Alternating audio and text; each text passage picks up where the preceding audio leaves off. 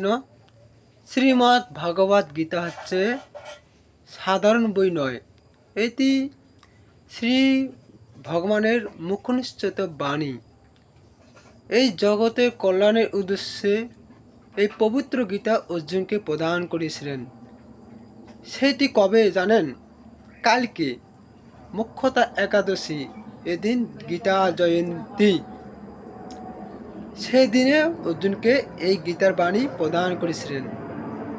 আপনারা এই দিনে একাদশী থাকবেন, সাথে সাথে ভগবান শ্রীকৃষ্ণের মুখনিশ্চিত বাণী একটি শ্লোক পড়বেন।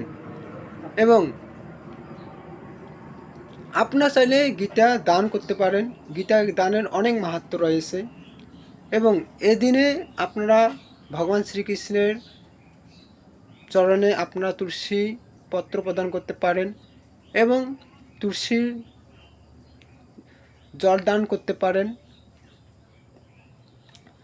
এবং আপনার একাদশী পালন করবেন এবং অন্যকে উৎসাহিত করবেন। হরে কৃষ্ণ।